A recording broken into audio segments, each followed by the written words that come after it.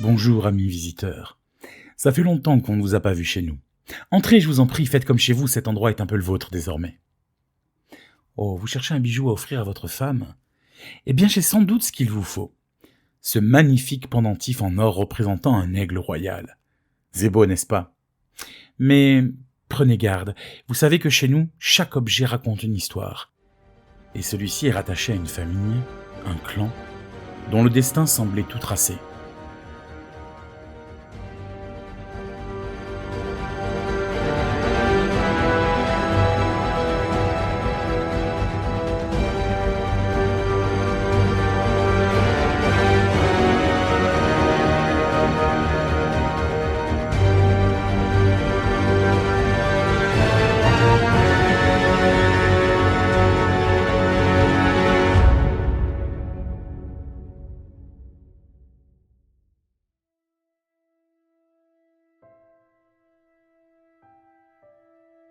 Imaginez une famille qui semble tout droit sortie d'un conte américain. Richesse, pouvoir, beauté. Les Kennedy avaient tout, ou presque. Quand on pense aux Kennedy, on imagine l'élégance des années 60, les fêtes somptueuses, les sourires éclatants sur les couvertures des magazines, et ce rêve d'une Amérique qui regarde vers l'avenir avec espoir. Ils représentaient le succès, la jeunesse et le renouveau, à une époque où l'Amérique en avait terriblement besoin. Mais derrière cette façade impeccable, il y avait autre chose. Une ombre insaisissable, presque palpable, une aura de mystère, un sentiment de fatalité qui planait au-dessus d'eux. Car si les Kennedy semblaient bénis par le destin, ils semblaient aussi marqués par une étrange malédiction. Un à un, les membres de cette famille emblématique allaient connaître des destins tragiques, des coups du sort presque inexplicables qui ont nourri les rumeurs et fait couler beaucoup d'encre. Alors pourquoi cette famille-là? Pourquoi tant de drames, tant de souffrances? Est-ce la rançon de la gloire, un prix à payer pour s'approcher trop près du sommet? Ou est-ce autre chose? Quelque chose d'invisible mais puissant, une force qui semble les poursuivre de génération en génération. Voilà ce qu'on appelle la malédiction du clan Kennedy. Un mythe moderne, peut-être, mais quand on se plonge dans l'histoire de cette famille, on se surprend à croire que cette malédiction est bien réelle. Alors on peut se poser la question, pourquoi? Pourquoi tant de membres de cette famille, apparemment privilégiés, ont-ils connu des destins aussi sombres? Certains diront que c'est le prix à payer pour être toujours sous les projecteurs. Quand on devient un symbole national, chaque instant de votre vie, chaque faux pas est exposé au grand jour, amplifié, scruté. Et avec les Kennedy, on parle de politique, de pouvoir, de rivalité. Des ingrédients explosifs pour qui veut vivre tranquillement. La moindre erreur, le moindre accident devient alors une tragédie nationale. Mais pour d'autres, il ne s'agit pas seulement d'une exposition médiatique. Non, il y a quelque chose de plus profond, de presque surnaturel, qui semble s'acharner sur eux. Comme si une force obscure, une malédiction hantait cette famille. À chaque génération, elle frappe, inévitablement. Des morts violents, des accidents, des pertes inexplicables, comme si une main invisible écrivait le destin des Kennedy à l'encre noire. La tragédie chez les Kennedy n'est pas un événement isolé. C'est un motif récurrent, une sombre mélodie qui revient encore et encore, à tel point qu'on en vient à se demander si cette famille ne serait pas marquée, condamnée à répéter les mêmes drames. Alors, est-ce vraiment une malédiction ou une simple accumulation de malheurs? À chacun de se faire son opinion. Mais une chose est certaine, l'histoire des Kennedy ne laisse personne indifférent. Elle fascine, elle trouble, elle intrigue. Et elle nous rappelle, peut-être, qu'aucun pouvoir, aucune richesse ne peut vraiment défier le destin.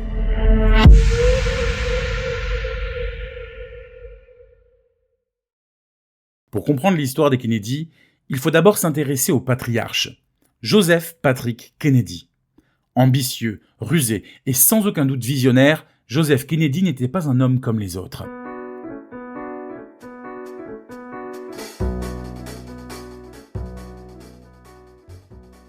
Né dans une famille irlandaise modeste de Boston, il a gravi les échelons de la société américaine à une époque où les Irlandais étaient encore vus comme des outsiders.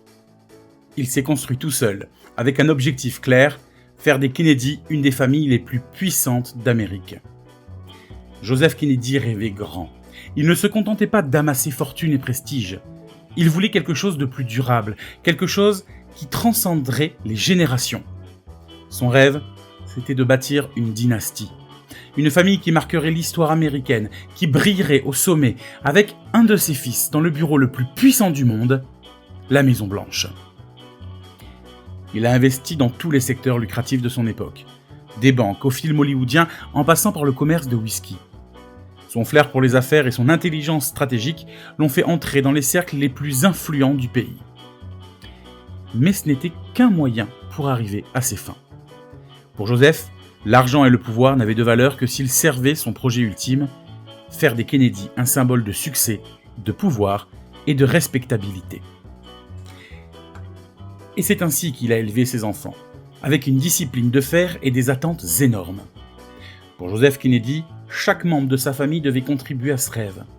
Il ne voulait pas seulement des enfants réussissant dans leur carrière, il voulait des leaders, des icônes, des représentants de l'American Dream. Un rêve puissant, certes, mais peut-être un rêve un peu trop grand, qui pour certains a fini par devenir un fardeau. Lorsque Joseph Kennedy a décidé de faire de sa famille un symbole de réussite, il n'avait pas seulement l'argent et le prestige en tête, on l'a dit. Il voulait surtout du pouvoir, et pas n'importe lequel, le pouvoir politique. Et pour lui, ce rêve devait être accompli par ses fils. Ainsi, de génération en génération, les Kennedy ont été préparés, entraînés, presque programmés pour atteindre les plus hauts sommets de la politique. C'est d'abord Joe Jr., l'aîné, qui portait ce rêve sur ses épaules. Beau, intelligent, charismatique, il avait toutes les qualités pour devenir président des États-Unis. Son père l'avait formé pour ce rôle, le poussant à donner le meilleur de lui-même dans tout ce qu'il entreprenait. Mais la guerre viendra briser ce rêve avec la disparition tragique de celui-ci, laissant un vide immense dans les ambitions de Joseph Kennedy. C'est alors que John, surnommé Jack, reprit le flambeau. Et malgré sa santé fragile et son tempérament plus réservé, John a lui aussi été façonné pour accomplir ce destin. Grâce au soutien inconditionnel de son père et aux ressources financières de la famille, il s'est lancé dans la politique avec une énergie sans pareille. Le public l'admirait. Jeune, beau, plein d'assurance, il représentait un renouveau pour l'Amérique. En 1960, lorsque John est élu président, c'est bien plus qu'une victoire personnelle. C'est l'accomplissement du rêve de Joseph et une source de fierté pour toute la dynastie Kennedy. Mais cette ascension politique, fulgurante et symbolique, est aussi devenue une lourde charge pour les générations suivantes. Après John, ce sont Robert et Ted qui se sont retrouvés poussés vers les hautes sphères du pouvoir. La famille Kennedy était désormais une institution et chacun d'eux avait pour mission de porter cet héritage, d'en être à la hauteur et de montrer au monde entier que les Kennedy n'étaient pas seulement des politiciens, mais des icônes de l'Amérique moderne. Et avec cet héritage, les attentes étaient immenses. Aux yeux du public, les Kennedy n'avaient pas le droit d'échouer, ni de fléchir. Ils devaient toujours incarner la grandeur, la réussite et le rêve américain. Mais on peut se demander, jusqu'à quel point un tel fardeau peut-il être supporté ?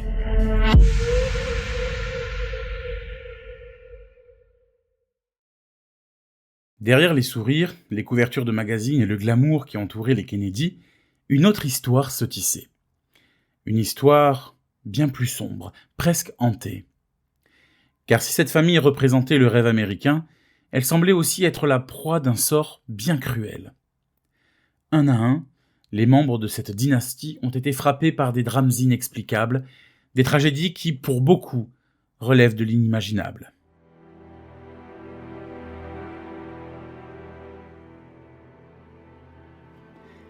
Avant que John Fitzgerald Kennedy ne devienne le visage emblématique de la famille, c'était son frère aîné, Joseph Jr., que leur père voyait comme le futur président des États-Unis. Joe Jr., comme on l'appelait, était tout ce que son père rêvait de transmettre. Un jeune homme intelligent, charismatique, courageux, promis à un avenir brillant. Depuis son plus jeune âge, il avait été préparé pour de grandes choses, et l'ombre de cette ambition planait sur chacun de ses pas. Lorsque la Seconde Guerre mondiale éclate, Joe Jr. s'engage dans la marine américaine, avec ce même esprit de devoir et de fierté qui animait toute sa famille. En 1944, il se voit proposer une mission secrète, extrêmement risquée. Cette opération, appelée Opération Aphrodite, visait à envoyer des avions chargés d'explosifs sur des sites stratégiques allemands. L'objectif étant de frapper l'ennemi avec une force dévastatrice.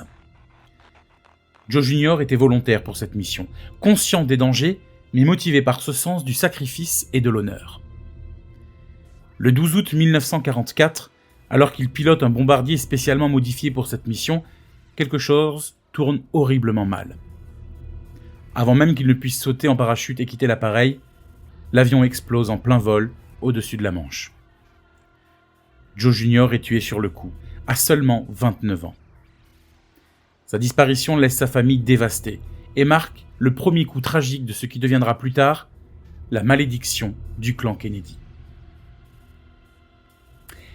Dans l'histoire des Kennedy, Rosemary est l'un des personnages les plus mystérieux et les plus tragiques. Née en 1918, elle est la troisième enfant de Joseph et Rose Kennedy et la première fille de cette grande fratrie.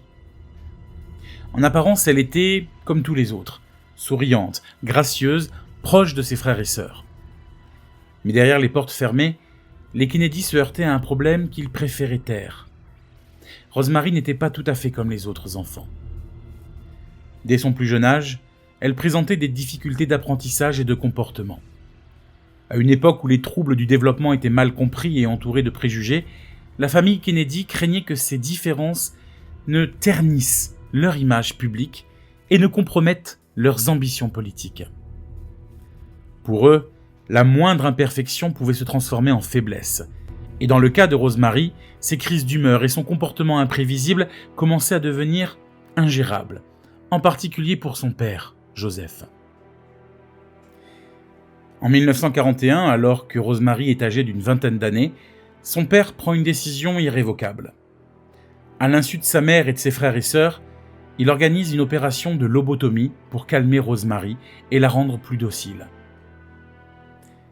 La lobotomie était alors une procédure controversée, encore expérimentale, mais censée résoudre les troubles émotionnels graves. Cependant, l'opération tourne au désastre. Au lieu de l'apaiser, elle laisse Rosemary sévèrement handicapée, avec des capacités intellectuelles et motrices dramatiquement diminuées. Après cette opération, Rosemary est quasiment oubliée, éloignée de la vie publique, placée dans un institut spécialisé où elle passera le reste de sa vie. Pendant des décennies, les Kennedy ont gardé le secret sur sa condition, mentionnant rarement son nom et cachant la vérité au grand public. Ce n'est que bien plus tard, à la fin du XXe siècle, que la véritable histoire de Rosemary a été révélée, dévoilant un autre aspect sombre de cette famille qui sacrifiait parfois ses propres membres pour préserver une image de perfection. Le drame de Rosemary, marqué à vie par une décision prise sans son consentement, ajoute une note de tristesse et de culpabilité à l'histoire des Kennedy. Une sœur condamnée à l'oubli, dont le destin tragique nous rappelle les pressions énormes que subissaient même les membres les plus vulnérables de cette célèbre dynastie. Après la mort de John en 1963, un vide immense s'installe dans la vie de Robert Kennedy, dit Bobby. Plus qu'un simple frère, il était l'ombre de JFK, son soutien, son confident et son bras droit. Mais après l'assassinat de son frère, Bobby prend une nouvelle direction. Avec une énergie renouvelée et un sens aigu de la justice sociale, il décide de poursuivre le rêve de John, celui de changer l'Amérique, de la rendre plus juste, plus égale. En 1968, Bobby se lance dans la course présidentielle. Il est porté par une vague de soutien populaire, devenant un symbole d'espoir pour une Amérique meurtrie par les tensions raciales, la guerre du Vietnam et les inégalités sociales. Son charisme, sa sincérité et sa détermination captivent les foules. Beaucoup voient en lui un leader capable de réconcilier la nation, de combler les fractures qui se sont ouvertes après la mort de son frère. Le 5 juin 1968, après une soirée de victoire lors de la primaire démocrate de Californie, Robert Kennedy prononce un discours optimiste à l'hôtel Ambassador de Los Angeles. Mais dans les coulisses, le destin s'apprête à frapper de nouveau. En sortant de la salle de bal par une cuisine encombrée, Bobby est accueilli par les applaudissements, les sourires, mais aussi par la menace invisible qui l'attend. Alors qu'il avance au milieu de ses partisans et de ses amis, un homme s'approche de lui. C'est Shiran Shiran, un jeune Palestinien en colère, qui tire à bout portant sur Robert Kennedy. Les balles retentissent dans la confusion et Bobby s'effondre, grièvement blessé. Dans un moment tragique, alors qu'il est allongé sur le sol, il murmure ces quelques derniers mots. « Est-ce que tout le monde va bien ?» Robert Francis Kennedy succombe à ses blessures le lendemain, le 6 juin 1968. Son assassinat à seulement 42 ans éteint l'espoir de millions d'Américains qui voient lier en lui la continuité du rêve de JFK. Pour la famille Kennedy, c'est une nouvelle blessure, un nouveau deuil, une autre étoile éteinte bien trop tôt. Bobby rejoint alors cette liste tragique des Kennedy fauchés en pleine gloire, alimentant encore davantage la légende de la malédiction qui semble peser sur eux. L'assassinat de Bobby Kennedy a laissé une empreinte indélébile dans l'histoire des États-Unis. Pour beaucoup, sa mort représente la fin d'une époque, celle des idéaux portés par les Kennedy, d'une vision d'un monde meilleur. Les gens se demandent encore ce qu'il aurait pu accomplir s'il avait vécu, et comment l'Amérique aurait pu changer sous sa présidence. Mais vous allez voir que cette tragédie est loin d'être la dernière pour la famille Kennedy. Après la mort de ses frères aînés, John et Robert, c'est Ted, le Benjamin, qui hérite du poids des ambitions de la famille. Pour son père, les espoirs de la dynastie reposent désormais sur ses simples épaules. Député influent au Sénat, Ted est respecté pour son travail acharné et son dévouement aux causes sociales. Pour beaucoup, il est celui qui pourrait enfin porter le nom Kennedy à la Maison-Blanche une nouvelle fois. Mais le 18 juillet 1969, une tragédie survient, brisant cette trajectoire. Ce soir-là, Ted Kennedy assiste à une soirée entre amis sur l'île de Chappaquiddick, dans le Massachusetts. Parmi les invités se trouve Mary Jo, une ancienne employée de campagne de Robert Kennedy. En fin de soirée, Ted décide de raccompagner Mary Jo en voiture. Mais alors qu'il conduit sur une route sombre et sinueuse, quelque chose tourne mal. La voiture quitte le pont de Dick Bridge et s'enfonce dans les eaux sombres en contrebas. Ted parvient à s'extraire du véhicule, mais Mary Jo reste piégée à l'intérieur. Ce qui se passe ensuite reste flou et entouré de mystère. Pendant près de 10 heures, Ted ne signale pas l'accident aux autorités. Les raisons de ce délai sont encore sujettes à controverse. Certains pensent qu'il a agi sous le choc, d'autres qu'il a cherché à protéger sa carrière politique. Quand le corps de Mary Jo est finalement retrouvé, il est trop tard. L'affaire de Chappaquiddick devient un scandale national. Ted Kennedy, ce jeune sénateur promis à un avenir brillant, voit sa réputation entachée. L'accident fait naître des questions auxquelles il ne répondra jamais entièrement, laissant place aux spéculations et aux rumeurs. L'Amérique se demande alors comment un homme si puissant et admiré a-t-il pu laisser une telle tragédie se dérouler sans agir immédiatement. Ted Kennedy fait face à un procès et plaide coupable de délit de fuite. Il évite ainsi une peine de prison, mais l'ombre de cette affaire le poursuivra toute sa vie. Cette nuit tragique met fin à ses espoirs présidentiels et ternit l'image de la famille Kennedy, déjà marquée par les drames et les scandales. Ted reste néanmoins un acteur politique important, se consacrant au service public pendant des décennies, mais la question de Chappaquiddick ne sera jamais oubliée. David fait partie de cette génération de Kennedy qui a grandi sous le poids de la tragédie et des attentes impossibles. Victime d'une overdose en 1984, à seulement 28 ans, David illustre la pression écrasante qui pèse sur les épaules des enfants de cette dynastie. Sa vie tourmentée reflète le fardeau que tous les jeunes Kennedy doivent porter, une lutte constante pour échapper aux fantômes du passé et aux exigences d'une famille plongée sous les projecteurs. Puis en 1997, c'est au tour de Michael Kennedy de voir sa vie écourtée. Michael est un homme charismatique, engagé, mais lors de vacances au ski dans le Colorado, la tragédie frappe. Alors qu'il skie avec ses proches, Michael heurte un arbre à pleine vitesse. L'accident est fatal. Comme beaucoup de membres de sa famille, il meurt jeune, emporté par une mort soudaine et violente. La nouvelle secoue les États-Unis, un deuil de plus pour une famille qui ne finit pas d'enterrer ses jeunes. Mais le drame le plus emblématique de cette période survient en 1999. Cette année, John Kennedy Jr., fils du président, disparaît dans un crash d'avion. Le 16 juillet 1999, John Jr. embarque à bord de son petit avion privé, un Piper Saratoga, en direction de Martha's Vineyard, accompagné de sa femme, Caroline Bessette, et de sa belle-sœur, Lorraine. Mais la nuit est brumeuse et l'expérience de pilote de John reste limitée. Lorsqu'il perd le contrôle de son appareil au-dessus de l'Atlantique, le destin cruel qui hante sa famille l'emporte à son tour. L'avion s'abîme en mer, tuant sur le coup les 3 occupants. La nouvelle plonge l'Amérique dans le chagrin. Le fils du président assassiné, l'enfant que le pays avait vu saluer le cercueil de son père, disparaît à son tour dans un tragique accident. Dans tout ça, il manque une destinée tragique, certainement la plus mémorable de toutes.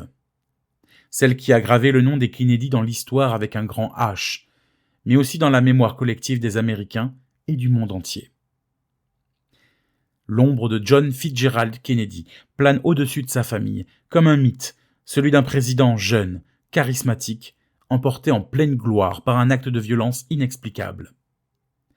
Sa vie, sa mort, son héritage font partie des tragédies les plus marquantes du XXe siècle.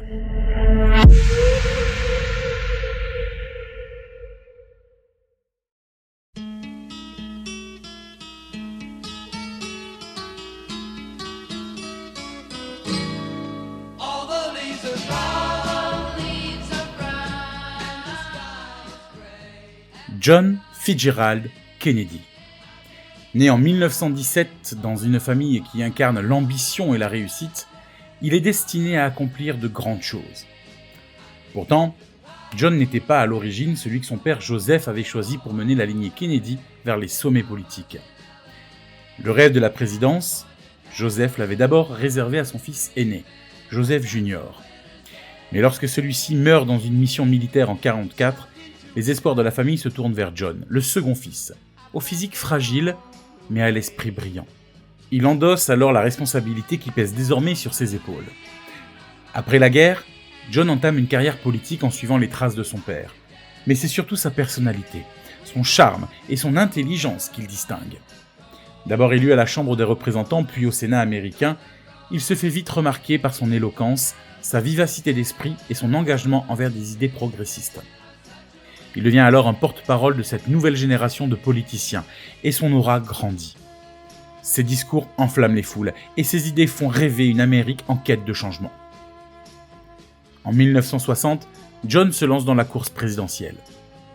Il sait que ses chances de succès ne sont pas certaines, car il est jeune, catholique dans un pays majoritairement protestant, et relativement expérimenté face à son adversaire, le vice-président Richard Nixon. Mais sa campagne est révolutionnaire. Entouré de conseillers modernes, il utilise les médias de façon novatrice, notamment la télévision, pour se connecter avec le peuple. Le débat télévisé entre Nixon et Kennedy devient un moment historique. L'aura de JFK, son charisme et son allure soignée séduisent des millions d'Américains, en particulier les jeunes. Nixon, quant à lui, apparaît crispé, presque maladroit. Finalement, JFK remporte de justesse l'élection et en janvier 1961, il devient le 35e président des États-Unis. À 43 ans, il est le plus jeune président élu de l'histoire américaine et sa jeunesse marque un changement d'époque. Lors de son discours inaugural, il prononce des mots qui résonnent encore aujourd'hui. Ne vous demandez pas ce que votre pays peut faire pour vous, demandez-vous ce que vous pouvez faire pour votre pays. À ces mots, il invite les Américains à rêver d'un avenir meilleur et à se mettre au service de leur nation. JFK est alors perçu comme un symbole d'espoir, d'innovation et de renouveau. Son style, sa famille glamour, son mariage avec Jacqueline, tout semble sortir d'un conte de fées moderne. L'Amérique et même le monde entier se passionnent pour cette Maison Blanche de Camelot, surnom donné pour évoquer la magie et l'idéal de son mandat. Pourtant, derrière les sourires, l'assurance et les promesses, la route de JFK sera semée de défis, de décisions difficiles et de dangers. Mais pour l'heure, en cette année 1961, John Fitzgerald Kennedy est l'incarnation même du rêve américain.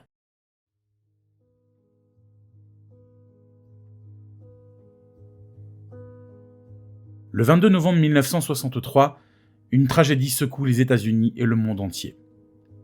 Ce jour-là, le président Kennedy traverse Dallas, au Texas, à bord de sa limousine décapotable, aux côtés de sa femme, Jacqueline. Accueilli par une foule enthousiaste, Kennedy est en pleine tournée pour préparer les élections de 1964. Le soleil brille et l'ambiance est festive. Personne ne se doute que l'histoire s'apprête à basculer. Il est à peu près 12h30 lorsque la limousine s'engage dans Dealey Plaza. La voiture ralentit pour tourner dans une rue bordée de spectateurs en liesse. Soudain, des coups de feu éclatent. En l'espace de quelques secondes, 3 balles sont tirées. La première atteint le président dans le dos, ressortant par sa gorge. La seconde blesse grièvement le gouverneur du Texas, John Connally, assis devant lui. Mais c'est la troisième qui sera fatale. Elle frappe Kennedy à la tête, provoquant des blessures irréversibles. Sous les yeux horrifiés de la foule, Jacqueline se penche instinctivement sur son mari, cherchant à le protéger. Mais il est déjà trop tard. La limousine accélère, filant vers l'hôpital de Dallas, dans une tentative désespérée de sauver le président. Mais l'espoir est mince. Moins de 30 minutes plus tard, les médecins déclarent officiellement le décès de John Fitzgerald Kennedy. Il avait 46 ans.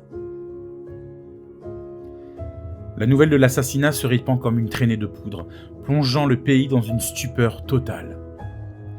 Pour des millions d'Américains, c'est bien plus que la mort d'un président. C'est le choc de voir s'effondrer, en un instant, leur symbole d'espoir et de renouveau. Ce jour-là, c'est tout un rêve qui s'éteint avec lui. Rapidement, les autorités arrêtent un suspect, Lee Harvey Oswald, un ancien Marines américain aux sympathies communistes.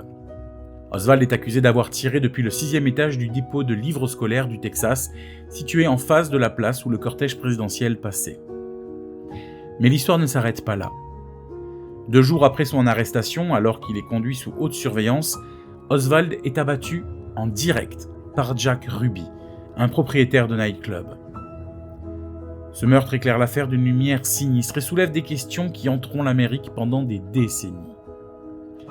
Avec la mort d'Oswald, la vérité s'éloigne à jamais.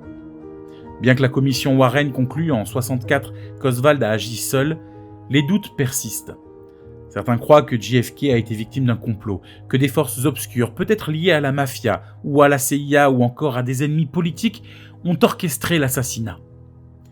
Ces théories du complot prospèrent dans l'imaginaire collectif, nourries par les zones d'ombre de cette enquête inachevée et par le besoin de comprendre pourquoi une vie aussi prometteuse a été fauchée si brutalement.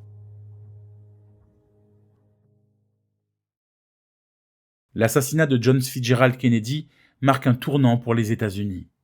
Ce jour-là, ce 22 novembre 1963, ce n'est pas seulement un président qui disparaît, mais aussi tout un espoir, un rêve de renouveau pour la nation.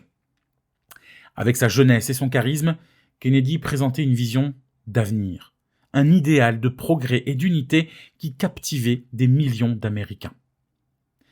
Son assassinat laisse alors un vide immense, un silence assourdissant pour une nation qui perd soudain son repère.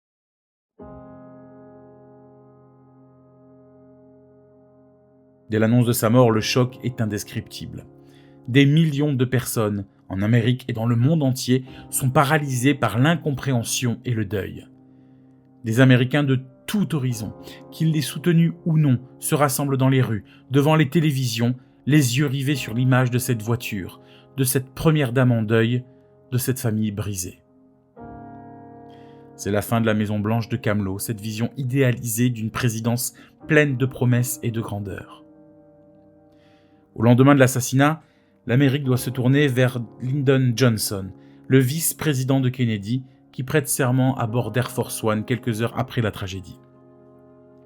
Bien que Johnson s'efforce de poursuivre les projets de JFK, notamment en matière de droits civiques, son mandat sera marqué par les lourdes décisions et les conséquences de la guerre du Vietnam qui viendront assombrir l'héritage du président disparu.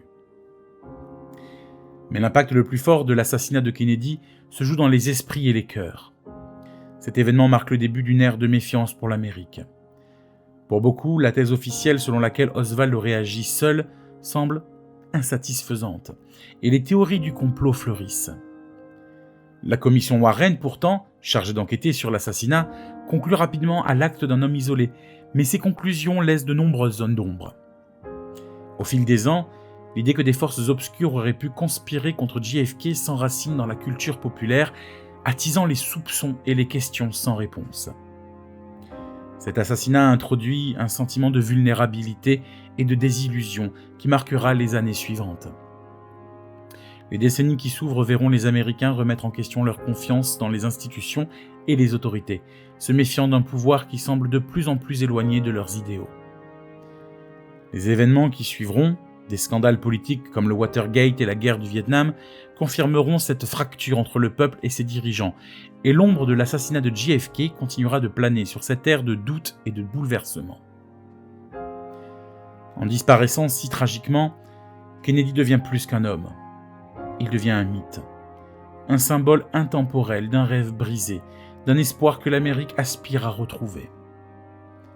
À chaque anniversaire de sa mort, à chaque analyse ou documentaire, c'est une Amérique nostalgique qui cherche à comprendre, à honorer et parfois à retrouver l'innocence et l'idéal perdu avec lui.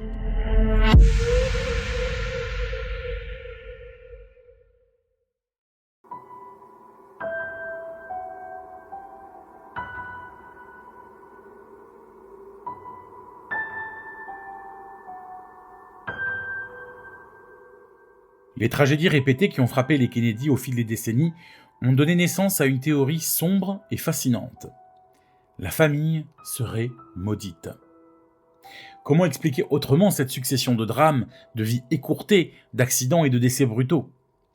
Pour beaucoup, la fatalité semble trop insistante pour être simplement attribuée au hasard.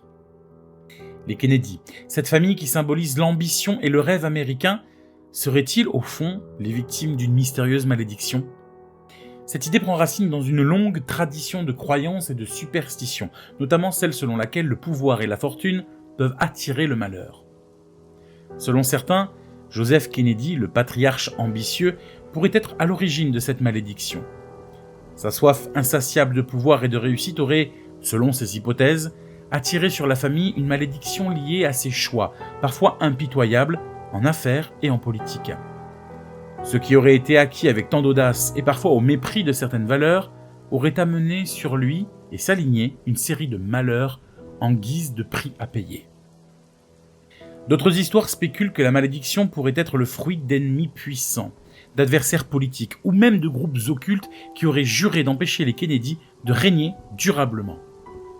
La famille, avec son influence et ses projets progressistes, aurait pu se faire de redoutables ennemis, au point que certains pensent qu'ils ont été la cible d'une vengeance surnaturelle.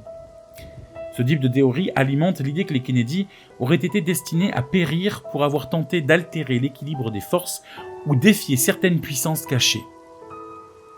Pour d'autres, la malédiction prendrait racine dans des pratiques mystiques qui auraient accompagné les Kennedy depuis leurs ancêtres irlandais. Dans les légendes celtiques, il est fréquent que des familles puissantes se voient imposer un sort malheureux, transmis de génération en génération, parfois à cause d'un acte commis par un ancêtre ou d'un pacte qui aurait mal tourné. Selon cette hypothèse, la fortune des Kennedy pourrait s'apparenter à un trésor empoisonné, source de gloire, mais aussi de souffrances inéluctables, dont la famille ne pourrait jamais vraiment échapper. Que l'on y croit ou non, cette idée de malédiction est devenue une part intégrante du mythe Kennedy. Elle donne un sens, aussi sinistre soit-il, à cette suite de morts violentes et de destins brisés, permettant à l'esprit humain de trouver une explication là où il n'y a que le chaos et le chagrin. Pour beaucoup, cette malédiction des Kennedy, qu'elle soit réelle ou imaginaire, représente une puissante métaphore, celle du prix que l'on paie, parfois, pour briller d'une lumière trop éclatante. Si certains voient une force obscure ou une malédiction derrière les tragédies des Kennedy, d'autres préfèrent y voir des explications plus rationnelles. Car, au-delà des mystères et des superstitions, la vie de cette famille, au sommet de la société américaine, n'a jamais été comme celle des autres. Les Kennedy, sous les projecteurs constants, ont vécu des existences scrutées, amplifiées, analysées, un fardeau que peu de gens peuvent réellement imaginer. Cette exposition médiatique intense crée un environnement de pression immense, où chaque erreur, chaque faiblesse peut prendre des proportions dramatiques. Le statut des Kennedy leur impose non seulement de réussir, mais de le faire de manière exemplaire, de maintenir une image publique sans faille, de poursuivre des carrières aux attentes surhumaines. Ce poids pour beaucoup explique en partie la série d'accidents et d'événements tragiques.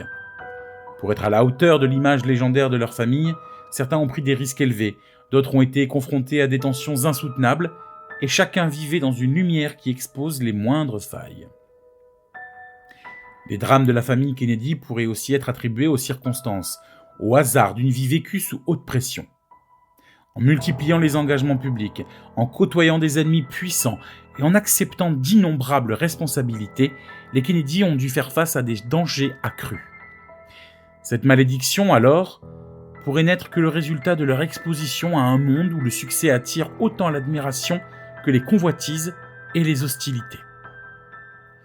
Ainsi, en observant ces tragédies sous un jour plus terre-à-terre, la famille Kennedy apparaît moins comme maudite que vulnérable aux rigueurs d'une existence passée sous les feux de la rampe. Peut-être que la véritable malédiction de cette famille aura été celle de vivre une vie que tout le monde regarde, et que peu peuvent vraiment comprendre.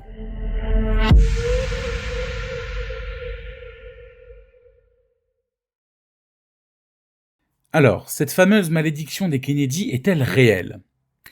Certains voudraient croire que oui, que les destins brisés, les accidents tragiques et les morts violentes sont les preuves d'une force obscure planant sur cette famille, une sorte de fatalité inévitable qui n'attend que de frapper les Kennedy dès qu'ils osent se hisser un peu plus haut. Après tout, les récits de malédiction familiale existent depuis des siècles, souvent comme une manière d'expliquer les tragédies qui semblent défier la logique et le sens commun. Mais est-ce vraiment la réalité ? Ou n'est-ce qu'un mythe nourri par notre besoin de donner du sens à l'inexplicable ? La vie des Kennedy a certes été parsemée de drames, mais elle s'est aussi déroulée sous une lumière d'une rare intensité. Leur pouvoir, leur influence et leurs ambitions ont attiré une attention constante, une surveillance qui aurait étouffé n'importe qui. Dès lors, chaque tragédie prend une ampleur démesurée. Chaque échec devient un symbole. Chaque perte, une malédiction. Peut-être n'est-il question ici que d'une suite de malchance amplifiée par cette lumière aveuglante. Peut-être, après tout, les Kennedy ne sont pas les victimes d'un destin particulier, mais bien d'une existence placée sous les projecteurs, avec tous les risques, les défis et les sacrifices que cela entraîne. Alors la malédiction pourrait n'être que le reflet de nos propres croyances, de ce besoin d'imaginer que des vies aussi lumineuses ne peuvent s'éteindre autrement que dans le drame. Peut-être cette famille n'a-t-elle connu rien de plus que la vie humaine, dans toute sa complexité et son imprévisibilité. Alors, au terme de cette plongée dans les mystères et les drames de la famille Kennedy, que retenir ? Mythe ou réalité, la malédiction des Kennedy intrigue autant qu'elle effraie. Qu'on y croit ou non, elle nous rappelle la fragilité de la condition humaine, même pour ceux qui semblent posséder tout ce que la vie peut offrir. Cette famille a incarné les aspirations les plus hautes, les ambitions les plus nobles, mais aussi les épreuves les plus douloureuses, laissant derrière elle une empreinte indélébile dans l'histoire. Les Kennedy ont marqué leur époque, non seulement par leurs accomplissements, mais aussi par cette aura de mystère, de drame et de fatalité qui les entoure encore aujourd'hui. Peut-être que leur histoire est là pour nous rappeler que, malgré le pouvoir, la richesse ou la gloire, personne n'échappe vraiment à la vulnérabilité humaine. Peut-être, en fin de compte, que la véritable malédiction n'était pas une force surnaturelle, mais simplement le prix de vie vécu avec intensité, dans un monde qui ne pardonne ni les faiblesses ni les faux pas. Et tandis que les années passent, l'héritage des Kennedy continue d'inspirer, de fasciner et d'alerter sur les dangers de vivre sous le regard constant d'un monde avide de drames. Ce nom, Kennedy, restera gravé dans l'histoire, entre ombre et lumière, pour toujours empreint d'un mystère qui nous laisse libres de croire ou non en la malédiction. Vous l'aurez certainement compris par vous-même, ce pendentif que vous souhaitez acheter appartenait à la famille Kennedy. Plus précisément à Rosemary. Son frère, John, lui avait offert quelques jours après son élection à la tête du pays. Prenez-en grand soin. Et rappelez-vous, le destin n'est jamais tracé pour personne.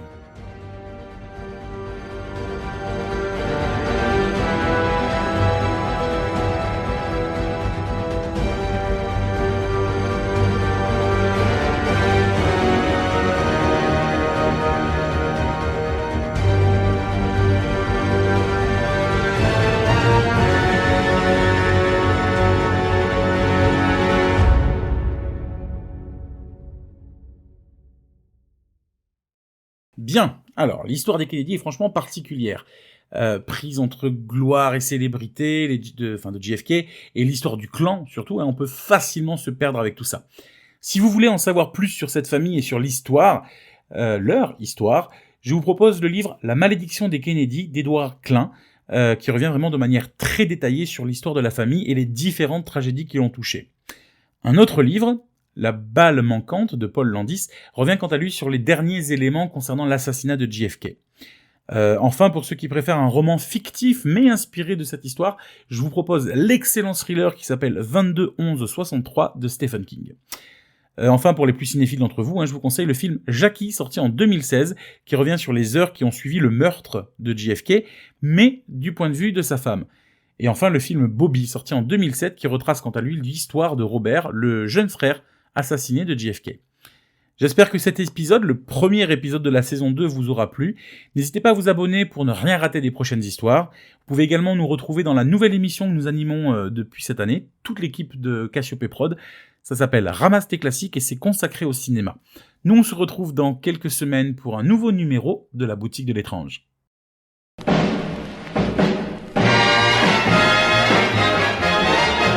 Everyone is voting for Jack, 'cause he's got what all the rest lack. Everyone wants to back Jack. Jack is on the right track, 'cause he's got high hopes. He's got high hopes.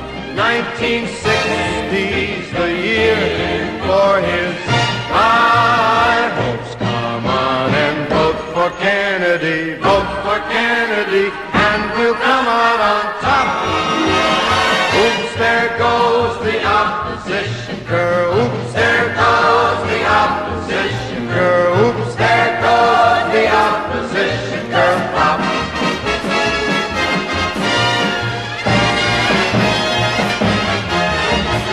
K-E-double-N-E-D-Y. Jack's the nation's favorite guy. Everyone wants to back Jack.